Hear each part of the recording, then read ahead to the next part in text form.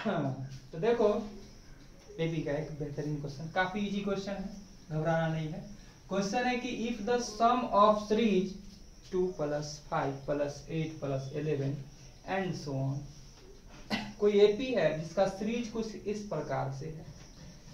देखो हमेशा जब प्लस के साथ कोई नंबर को लिखा जाता है, कोई नंबर कहने का मतलब क्या, कोई अर्थमेटिक प्रोग्रेशन वाला नंबर जिसका कॉमन डिफरेंस इक्वल आते चला जाता है, तो समझ जाना वह सीरीज कहलाता है। जबकि हम बात करते हैं सीक्वेंस का, तो जो नंबर कॉमा के साथ लिखा जाता है उसको हम लोग सीक्वेंस कहते हैं। जैसे 3, 5, 7, 9, 11, इस तरह से लिखा हो तो समझ जाना वो क्या है, सीरीज है। और बीच में अगर प्लस का साइन दे दे तो क्या समझ जाएंगे हम लोग, क्या है वो, सीरीज है। क्या है, सीरीज है। तो कोई एपी का सीरीज है और उस एपी के सीरीज का जो सम है वह है 60100। मतलब इस तरह का सीरीज है और इस तरह के कितने ऐसे नंबर लिए गए होंगे, ऐसे सीरीज कितने नंबर के लिए गए होंगे जिसका सम आया होगा इतना, जिसका सम आया है 60100। Then the number of terms, जो हम बोले वही वो निकालना हमें, नंबर ऑफ टर्म्स कितने होंगे। तो इसमें हम लोग को गिवन जो है वह गिवन क्या है, एपी का फर्स्ट टर्म गिवन है 2। तो first term of an AP is equal to 2, और फर्स्ट टर्म को हम लोग डिनोट करते हैं ए से, जबकि हमें क्या पता है, कॉमन डिफरेंस पता है, common difference of an AP, और कॉमन डिफरेंस को हम लोग डी से रिप्रेजेंट करते हैं, जो कि क्या है, तो 5 - 2 या 8 - 5 या 11 - 8, रिजल्ट हमें क्या देना है, 3 ही देना है।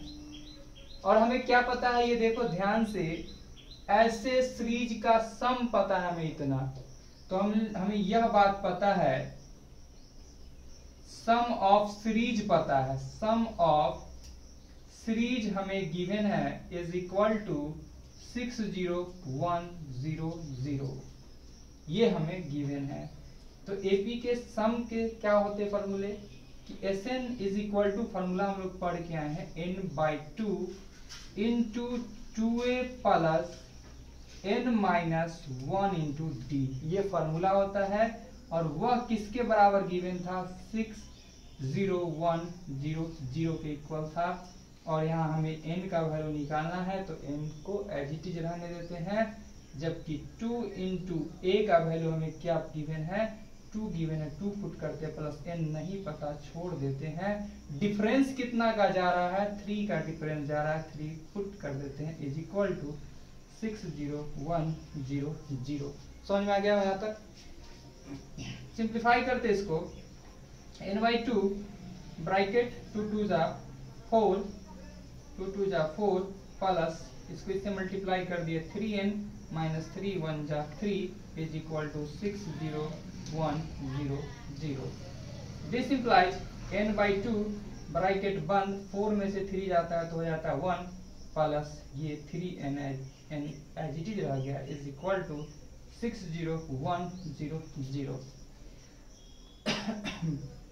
ध्यान से देखते जाना, बनते जाएगा। इसको इससे मल्टीप्लाई करते बन जाता है n को इससे मल्टीप्लाई करते बन जाता है 3n² इज इक्वल टू 60100, जो डिवाइड का जाता है तो मल्टीप्लाई का हो जाता है। और इस प्रकार हमने देखा n + 3n² is equal to क्या आ जाता है, मल्टीप्लाई करने पे 12020। क्लियर है यहाँ तक। This implies 3n² plus n plus इधर आकर के माइनस का बन जाता है 12020 इज इक्वल टू 0। अब तुम इस चीज को अगर तुम ध्यान से देखते हो तुम्हें दिखता है क्वाड्रेटिक इक्वेशन, जिसको हम लोग कहते हैं द्विघात समीकरण। क्या कहते हैं, द्विघात समीकरण। जब क्वाड्रेटिक इक्वेशन आता है तो हम लोग क्या करते हैं, इसको स्प्लिटिंग मेथड से सॉल्व कर सकते हैं, या सिद्धाचार्य का जो फॉर्मूला होता है उसका यूज करके भी हम लोग बना सकते हैं।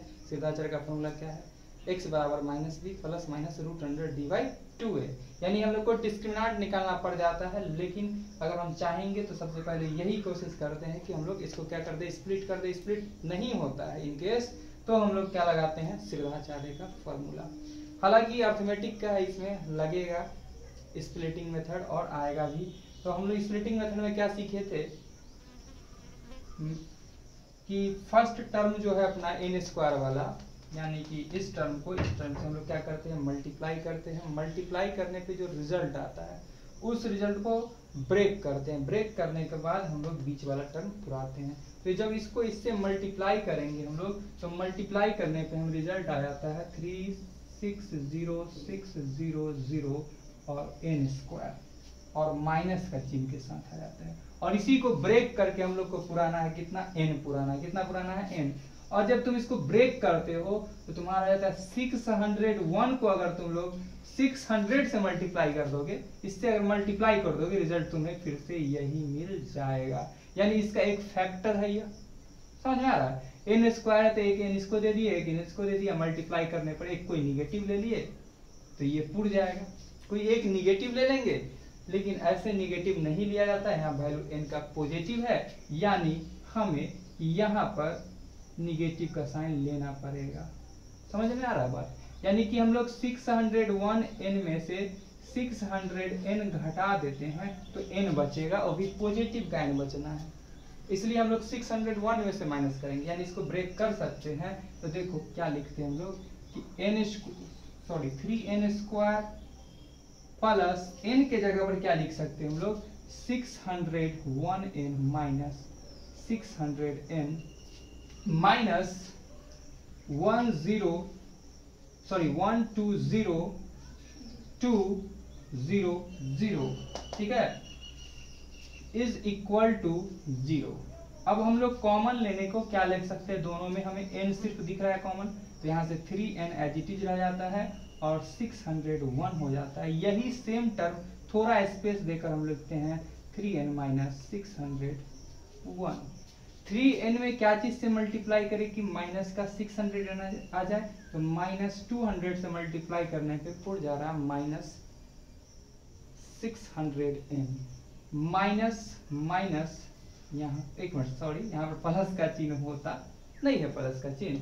तो ये देखो माइनस प्लस माइनस 200 को 601 से मल्टीप्लाई करने पे हमें ये रिजल्ट मिल जाएगा, इज इक्वल टू 0। अब तुम ध्यान से देखना, ये टर्म दोनों के पास है, यानी 3n प्लस 601 कॉमन ले लेते हैं। ये कॉमन लेने पर हमें क्या मिलता है, यहाँ से यही चीज बच जाता है हमें n minus 200 is equal to 0।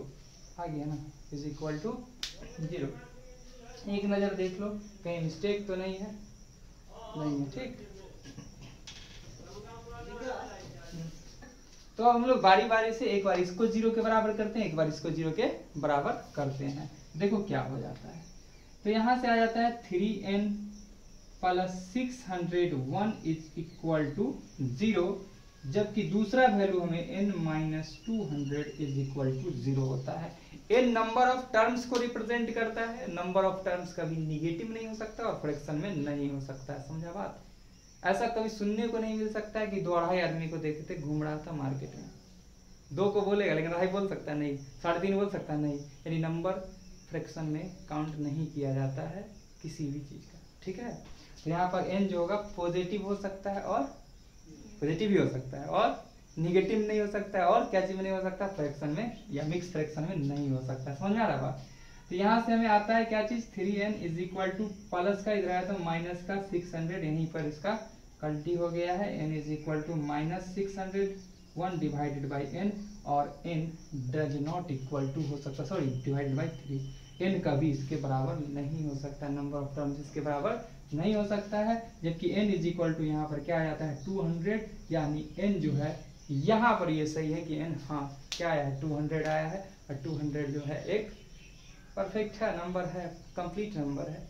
तो 200 यानी कि ऐसे ऐसे 200 टर्म का सम कर दिया जाएगा तो ये हमें मिल जाएगा, ये हमें मिल जाएगा, यानी ऑप्शन बी इसका राइट होगा। तो उम्मीद करते समझ में आएगा। चलो इसको कर लेते हैं नोट, ठीक है। यही क्वेश्चन अगर ऑब्जेक्टिव में आ जाता तो हम उतना लॉन्ग प्रोसेस नहीं करके हम वैल्यू रख करके भी चेक कर सकते थे कि कौन सा आंसर सही है। बारी बारी से हम वैल्यू रखेंगे, first value, second value, third value और फोर्थ वैल्यू, बहुत आसानी से बन जाता है। तो देखो हम लोग ये फार्मूला पढ़े हैं कि Sn इज इक्वल टू होता है n/2 into 2a plus n minus 1 into d. ये फार्मूला हम लोग खूब पढ़े हैं ना। तो हम n के जगह पर मान लो सपोज दैट सबसे पहले हम लोग 100 ही डाल देते, ठीक है, इंटू 2 इंटू a के जगह पर क्या है अपना 2 है, प्लस n के जगह पर 100 माइनस 1 इंटू डिफरेंस के जगह पर क्या डाल देते हम लोग 5 को डाल देते। एक केस ये रखते। दूसरा में हम लोग क्या करते कि Sn is equal to n के जगह पर हम लोग क्या डालते 200 डालते, तो 200/2 into 2a plus n minus यानी कि 200 माइनस 1 इंटू डिफरेंस की जगह पर 3। अब हम लोग पहले दो वैल्यू को चेक कर लेते हैं सिंप्लीफाई करके कि इसके इक्वल आता है कौन सा वैल्यू, वही अपना आंसर हो जाएगा। देखो कितना आसान है ये। तुम्हारा आ जाता है, हम शॉर्टकट बहुत स्पीड में निकल लेते हैं, इससे कट के आ जाता है मान लो 50, ठीक है। ये आ जाता है तुम्हारा 4, ये आ जाता है तुम्हारा 99 मल्टीप्लाई 5, 99 मल्टीप्लाई 5, 3 होगा 5 के जगह, हाँ एकदम सही बोला, 3 होगा 5 के जगह डिफरेंस। तो देखो यहाँ पर 99 मल्टीप्लाई 3, 99 मल्टीप्लाई 3, हम उतना मल्टीप्लाई नहीं, 99 को नहीं है, 100 मल्टीप्लाई 3 कितना आएगा सोच के देखो, 100 मल्टीप्लाई 3 300, उसमें से 3 माइनस जाएगा, क्या हो जाएगा, 3 माइनस जाने पर क्या हो जाएगा 297, 297 होगा ना।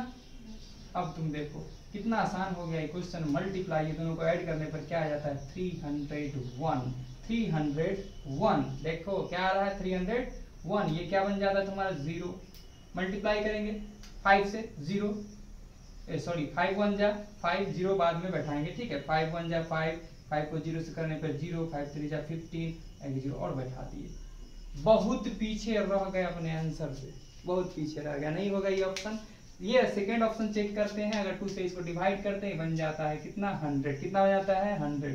ये हो जाता है मल्टीप्लाई 4 प्लस ये जाएगा, तो अभी तुरंत हम लोग 200 में से 1 जाएगा, तो 200 में से 1 नहीं जाना देते हैं हम लोग, पहले हम करते हैं क्या चीज 200 को 3 से मल्टीप्लाई करने पे आ जाता है 600, 600 में से 3 जाएगा तो कितना बच जाएगा 597, 597। कितना आसान हो गया ये क्वेश्चन जो बहुत लॉन्ग गया था।